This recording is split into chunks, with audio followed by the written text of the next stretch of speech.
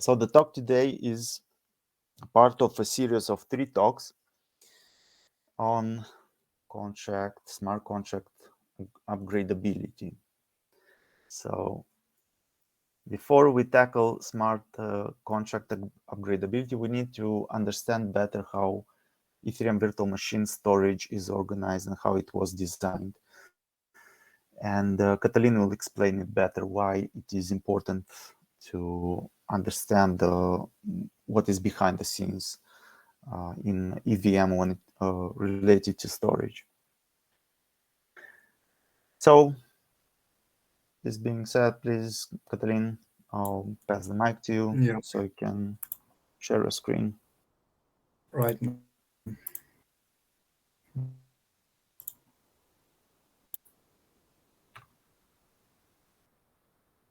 Okay, so my screen. That everyone here. I want that intro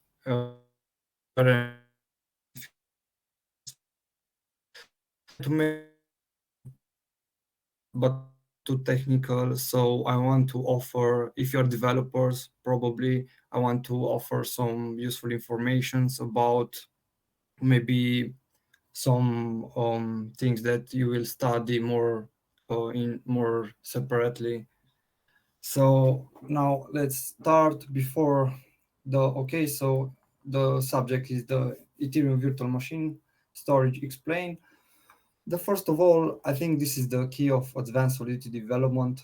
And as the title says, it's all about upgradable contracts and how this will affect all the protocols and new smart contracts are built based on Ethereum. Okay. Now, before we start to talk about the storage, I want to talk about the Ethereum virtual machine, which is the heart of the Ethereum protocol, and I collect some facts that I will go fast through them, and I think these are important. Okay, so the Ethereum virtual machine handles smart contract deployment and execution. The only way you can avoid the Ethereum virtual machine is, for example, to send a simple transaction like from an AOA to another AOA. This will be a transaction that avoids the Ethereum virtual machine.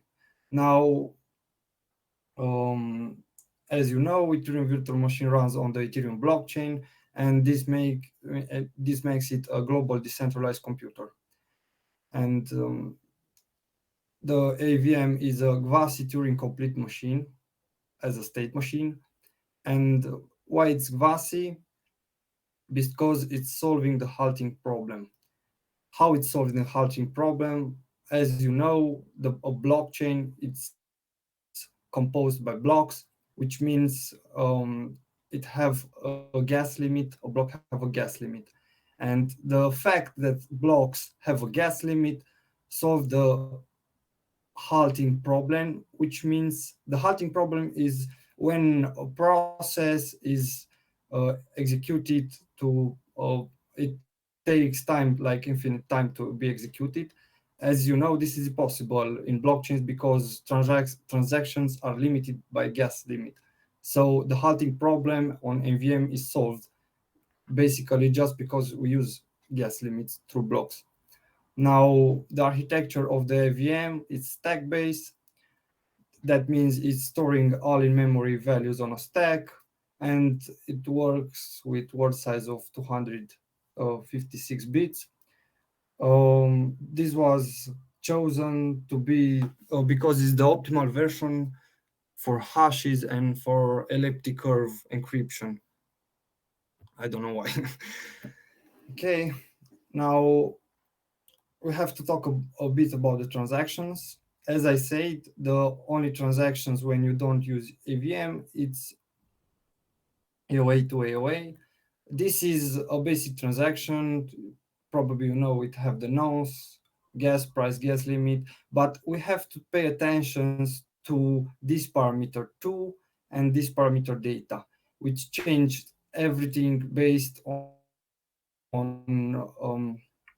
what holds on them. Okay, so if you have value transfer transactions, for example, I send some money through the Ethereum. The gas limit is standard. It's 21K gas. It can be modified. The two parameter will be the address of the one who I want to send the ether, and the data will be empty. Now this is a standard value, but when we do, first of all, when we create a smart contract, okay, so we have the solidity file. Then we use a solidity compiler and we obtain two files. One is bytecode, which will be deployed on the blockchain, and the ABI, which is the interface to interact with the smart contract with the bytecode. Okay. Now, when we do a contract deployment, the major difference is that the to field is empty. Okay. So in this way, the virtual machine will know we have a contract deployment. And the data will be the bytecode. As I said before, this file, okay? The bytecode will be uploaded to the blockchain. And now I have a question for you. As I said here, the data is the bytecode, but Ethernaut asked a good question in his trivia. When you compile a Solidity contract, you get the bytecode and the deployed bytecode. They are almost identical. What is the difference? Someone can tell me if is a difference between the bytecode and the deployed bytecode? I think that the contract is not included in the deployed bytecode. What do you mean by contract? The constructor, sorry, the code from the constructor. The code of the constructor, correct. That is the answer, because when we upload the bytecode, uh, the EVM will take the first part of the bytecode, which is the constructor, will will modify the stored data from the smart contract, and only then will deploy the bytecode after eliminating the constructor. Okay, so there will be no constructor in the deployed bytecode on the Ethereum blockchain. Good answer, thanks. Now, if another type of transaction is function call, okay, we deploy the smart contract as we saw. So the to value is like from EOA to EOA, but here is the smart contract, okay? And the main difference is the data. It will be no more empty. It will have, as I wrote here, a method selector, which is the name of the function, and the parameters. So this will be this is the data transmitted for transaction to interact with the smart contract. Now, because we discuss about the EVM storage, we have to know that a smart contract is this is not the way a smart contract is stored on the Ethereum blockchain. It is compiled, it is transferred to the bytecode, okay, and then disassembled in opcode.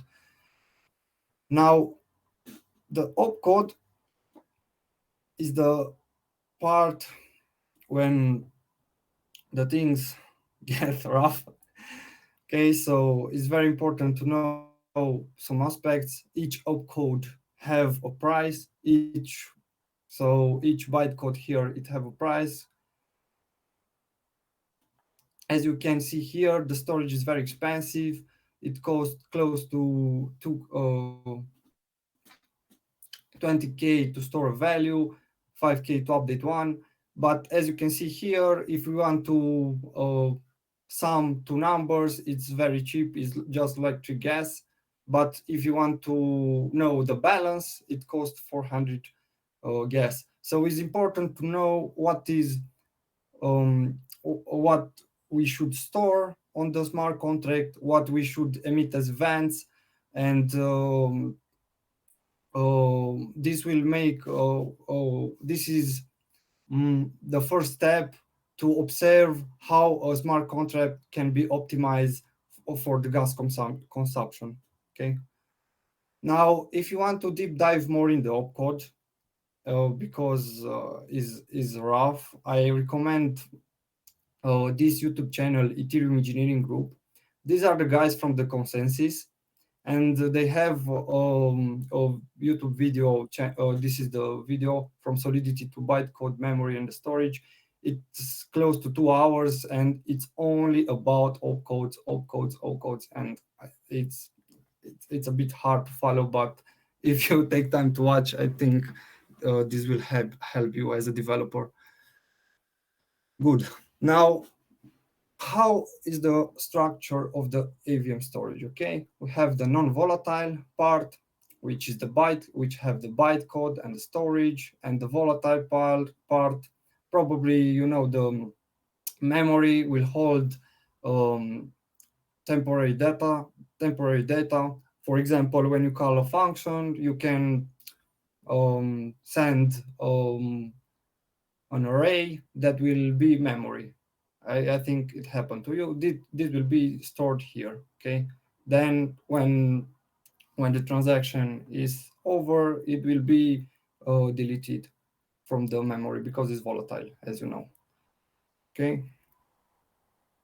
Now I will have some examples of how the EVM storage can be influenced by us. Okay, so if we talk about state variables, as you can see here, we have 4 integers, and all of them have the value of 12. Okay, but this is the way it is stored in the smart contract.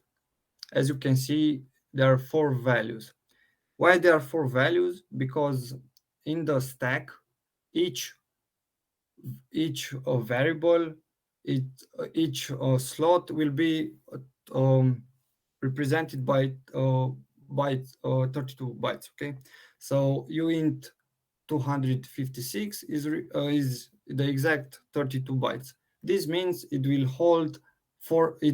occupy 4 slots in the storage. But if we change, because we don't need uint 256 is a very big number. Okay, we don't need that to storage the number 12. So we reduce the uint to 64. This, as you can see here in the storage, we can store all the 4 values in the same slot because each value contains 0 bytes. So this is an optimization that will reduce your smart contract storage. And as you saw before, the storage is very expensive. So by doing this type of tricks on state variables, for example, you will reduce the price of the cost of the cost of smart contract. But be aware. Oh, I will show you for okay. So be aware. uint 8 can cost more than uint 256. So this is a warning from Solidity docs that says if you are using elements more than 32 bytes, your contract gas usage may be higher. Okay, why? Because the Ethereum virtual machine operates on 32 bytes at a time, as I said. Therefore, if the element is smaller than that, the Ethereum virtual machine must use more operation in order to reduce the size of the element. So, for example, if you use just a uint 8, not like in this case, because in this case we fulfilled a slot. Okay, we fulfilled 32 bytes, but in this case the EVM have to do more operations to to use an uint8. So be careful when you try to do optimizations, how you do it. And take care to fulfill 32 bytes on a slot. If not, use all the bytes for just for one variable. Good. Now some facts, as we talked before. What about the constructor case? So the bytecode deployed on the network does not contain the constructor code. Okay, as we saw before, if you want to use immutable and constant, I recommend this. Why? Because as I wrote this, here is a print screen from Solidity docs where it says that the compiler does not reserve a storage slot for these variables. So if each time you declare a mutable or a constant variable, there will be no necessary to store a slot, and this will be automated, made by EVM. Now, why is it important to understand the EVM storage? First of all, for better memory management, you will see when we do the upgradable contracts, is very important to be careful about how you manage the storage. And then understanding the security of smart contracts, as you know, reentrancy harm a lot of smart contracts and a lot of protocols. So this is also a part of the deep understanding of EVM storage. And also you can increase the performance of the smart contract. How? Because you reduce the number of opcodes that are necessary. If you understand how many opcodes are necessary for a function, for example, and also the gas optimization, as you saw before in a small example. Okay, so storing large data is not recommended to be done on chain, as you probably know. If we talk about NFTs, we know that probably as developers, we don't store the NFT metadata on the smart contract. We use IPFS, and if you are normal users, you have to take care about this. If the users don't use, if the developer didn't use IPFS, you should take care, because your picture of NFT can disappear if they use, I don't know, a central database of a local database or a local server. So take care to ask and check about this information, because you will remain just with an index and without any picture of your NFT. Okay, now the most important part of this discussion is about the low-level calls, the call, the delegate call, and the static call. And I tried my best to find the best picture to explain this. I don't know if mine explanation will be the best, but I will try. So the most important thing about the call is that the context of the smart contract will be the caller context. So as you can see here, EOA can do only calls. Is the only way it can communicate with contracts. Now, if we are, for example, contract A, okay, we call the contract A, it have the context of AOA. But when, in this case, the contract A also adds some value, the EOA doesn't add value, okay? Now, when we call the contract B, the context of the contract B will be the contract A. As you can see here, the message sender is A because we use the call, and the message value is 0.5 because is the value sent by our contract. Another very important aspect about call is that each contract use its storage. As you can see here, each contract owns storage, which is the main part different from delegate call. Now, if we want to see some use cases, so as an EOA, you want to, for example, to batch mint for multiple smart contracts. For example, we have the batch mint contract. Contract A have a function batch mint, and the batch mint function call multiple smart contracts. In this case, we call the contract B and delete this arrow and consider also the contract A, the function batch minting after calling the contract B will call the contract C.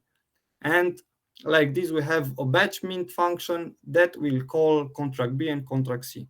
But what is very important to observe is that by using call and sending the context of contract A to B and C, the batch minting NFTs, for example, or tokens, will be sent to the contract A, not to the EOA. Okay, so if you don't test, or if a developer don't test or don't understand this thing, it will block the NFTs on the contract A.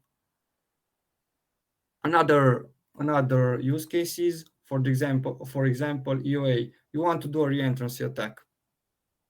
So if you want to create a reentrancy attack, probably you know is impossible if you don't do it using a smart contract.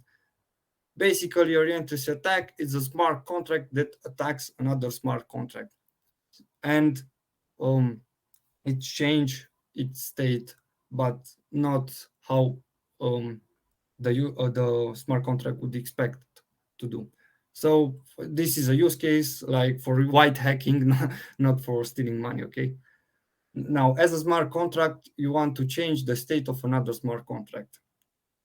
This is basically like, as I said before, if we do the batch, if we use the batch mint function, and maybe this will have, I don't know, some storage about who minted. I will change the state of the smart contract B and C by calling batch mint function. Another use case, for example, if you want to call for random numbers, if you use chain-link VRF numbers, for example, you have to call a smart contract.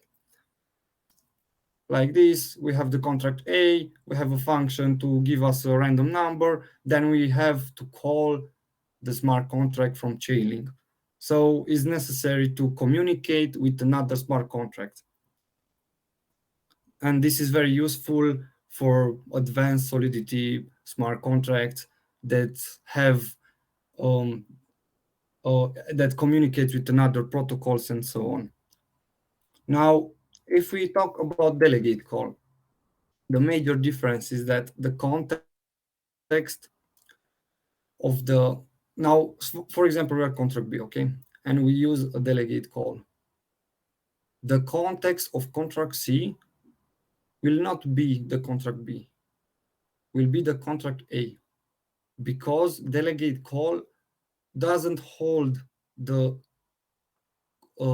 caller context, but it holds the first one who made the call. Okay, so for example, if we have this, if we have here call, here delegate call, and here another delegate call, then the context of contract C will be the EOA. So the first one who do the call is the one who will be on the context of the delegate call. Now, as you can see here on this part, the storage of contract B, this is the main thing and the most important thing when we discuss about upgradability of the storage. So as you can observe here, the storage of the contract B operates on B. It's linked to the contract C. Okay, so this on the next image, is the same as like as this. Okay, so we don't have two storages. in case of, for example, for proxy contracts, okay, we don't have a storage. We don't use a storage for each contract. We use just a general storage, which is the proxy storage. So as you can see, it's not necessary to have two storages. It's basically used just one storage. So when you use the delegate call, we have to call trusted contracts. And these contracts doesn't hold a state. They only have utility functions that will change the state of the main contract. Okay, so as you can see here, the contract C doesn't have any more storage. So that would be like you are using contract C just like a library. Exactly. Which code you have imported into contract B. Exactly. Now, I want to show you another example. Okay, so this is the Diamond Standard proxy, and it is one that I really like to use. And this is for upgradable smart contracts. Diamond 1 and Diamond 2 are proxies. Faucet A, Faucet B are basically smart contracts like contract C. Okay, so this part B, it's equivalent with Diamond 1 and Diamond 2, and the C contract, smart contract, it's equivalent with Faucet A and Faucet B. As you can observe here, the main thing is that Faucet A and Faucet B, as I explained before, doesn't have any kind of storage. Why? Because the storage is moved to the proxy. So when we call, we are the user, okay, we call a function from Diamond, but we have to use the proxy. So when we call a function, then from proxy we go to the faucet, and the faucet communicate with data from our Diamond. And that's only on upgradable on delegate calls. Yeah, only on delegate. Right. So the black arrows are delegate calls only. Yeah, in this case. exactly. Okay. So if we want to use call, that means the faucet should have its own storage. If we want to use call, that smart contract have to have storage. If we use delegate call, that smart contract doesn't have that does not need to have a storage. So this is just a short explanation about what I would like to present to the next talk about the upgradability smart contracts. The discussion is maybe quite long, and I didn't want it to combine with this one. And yeah, one more. We talked about call, the delegate call, and the static call, which is used to query other contracts. For example, you have just a smart contract with views, and you query for data. You query for, I don't know, public views for public variables to get the data in your smart contract. This static call will not change the. Basically, static call, it's like a delegate call because it doesn't change the storage of the contract that is called. Okay. Now I write a bibliography. This was my presentation, and here you have all the links I used to document myself. You can find me on Twitter, and if you have any questions, I'm open to discuss. Oh, nice. So guys, how do you feel about the presentation? Meaning, did you get? Do you want us to go back? Do you want Catalin to go back to some slide and re-explain something if it's too? If something is not clear?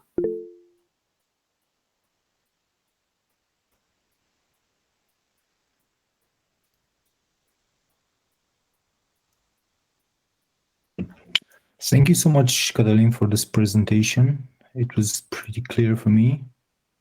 Yeah, I'm happy to hear that. Thanks. Cool, that's good. So we're all ready to do upgradable contracts, right? Right. Cool, nice. So as we said, this is the first. So we have a question. Yeah. Can you revisit the batch min slide? Yeah. Actually, you can unmute if you want to ask the question, or no. If not, just. You cannot access the Google. Okay. Yeah. I'll ask Catalin to add the. I think now you can see it. Oh, even better. Don't think it's another. Okay. So can you revisit the batch min slide? Okay. So this one. Okay. So this is the batch min slide. Can you hear me now? Yeah. Yeah. Just I think the previous one with I think there was a slide with this one. I'll tell you just one second. The title was the storing large data not recommended on chain. The title of the slide. Is this one? No, I think it's the next one. I think there's no pictures on it. It's just a few lines of text. Okay. No, after or before. This one with delegate call? No, hold on. The title of the slide is storing large data not recommended on chain. That's the name of the slide. If you can go up. Where you said about Filecoin and 19, yeah. Yeah. Okay. So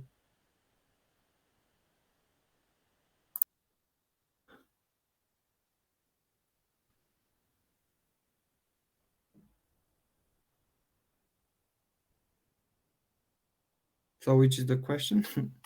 No, I just wanted you to go through the slide again. Oh, okay. So,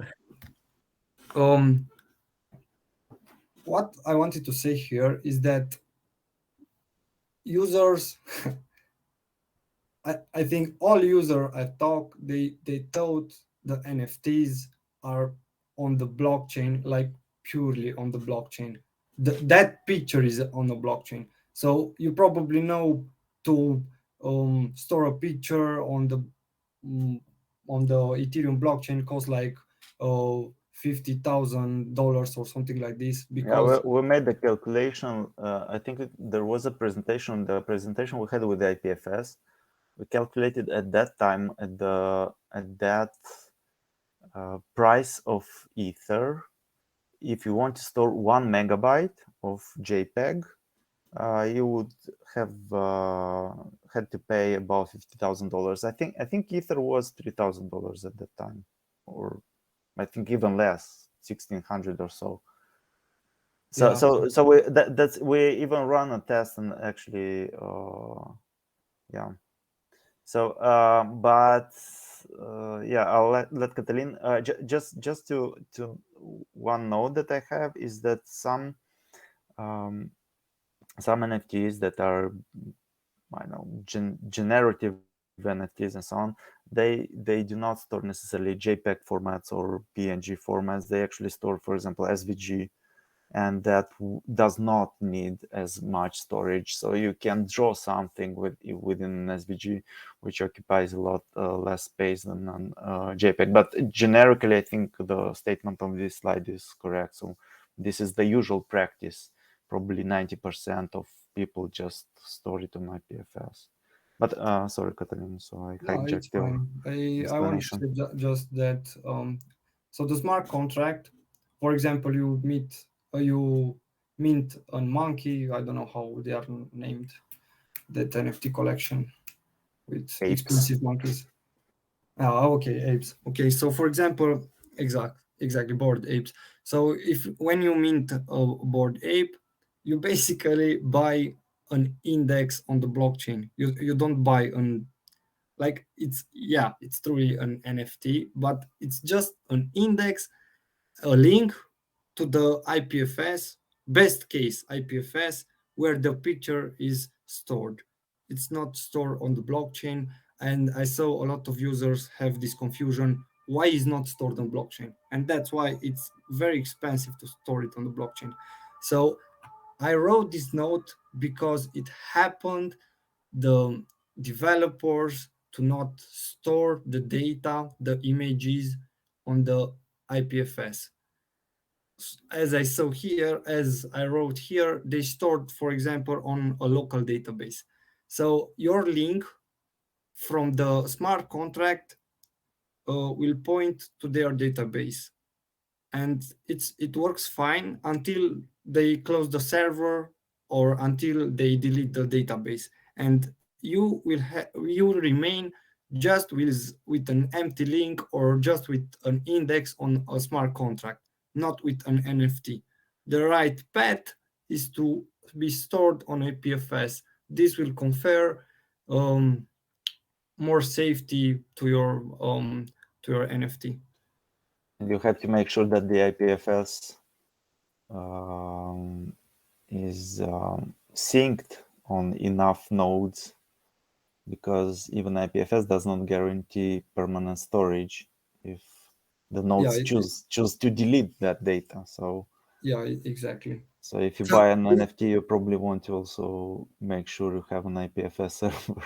Yeah. So the truly NFT is just that one that is stored on the Ethereum, and I think there are no NFTs stored on the Ethereum blockchain, like the fully NFT, the full NFT. Sync tamping, correct.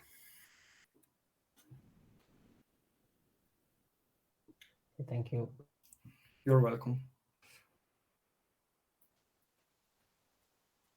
Cool. Other questions, guys?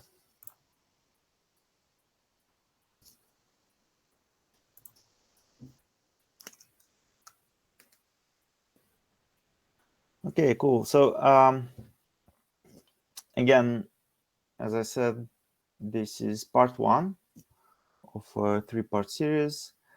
After this talk, we'll have the talk about proxy contracts based on OpenZeppelin libraries, and then we'll have another talk based on diamond pattern that is Catalin likes very much, so he'll also present the other talk. Next talk will be presented, all the second part will be presented by George. He's on the call here. Then Catalin will present the third part, which is going to address diamond pattern for upgradable contracts. And it probably has other use cases, not just upgradable contracts, right? Yeah, right. Yeah, okay. So we need 2 more talks because we want to offer more variation about upgradability, smart contracts, and you must observe the difference between them and the use cases. You don't need to use the same way to upgrade the smart contract in each use case, because maybe I'm sure and others maybe are more feasible for your problem than others. Yeah. So this was an introductory talk about storage, which is crucial to understand when you do upgradability. Correct, Catalin? Yeah, correct. Yeah, cool. Nice. So we'll have the other talks too. So I think the next talk made by George on the proxy contracts, I think it will be in 1 month from now. I want myself to do a talk that is not related to this subject, and is going to be related to OpenGSN, Open Gas Station Network on Ethereum, and how to do meta transactions that are also decentralized. So I kind of sneak in my talk in between these. I hope this does not break the continuity, but we'll have the recording available. I hope the video is recorded well. And for the future talks, I think we'll have a Zoom account and we'll do presentations from Zoom, and it would be a lot easier to record the videos and to also share them, store them, and share them. So please expect the video recording in the. I'll post it in a comment on the event page, and that's about it. Thank you, guys. And Catalin, if you have to add something. Yeah, just thank you for coming. I'm glad you're here.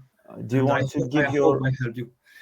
Cool. Do you want to paste your Twitter handles so that people would follow you, or do you want to add comment with all the links that you? Yeah, it's here.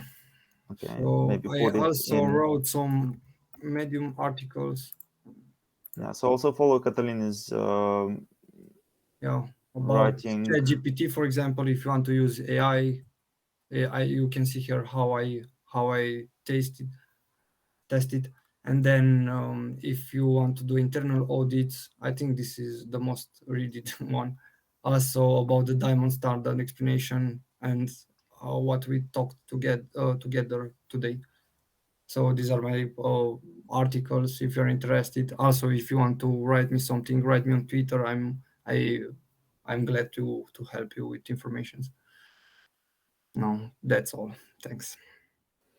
Cool. Thanks a lot, guys, and see you the next time. Bye. Bye-bye. Bye. Thank Thank you. you, guys. Bye. Bye.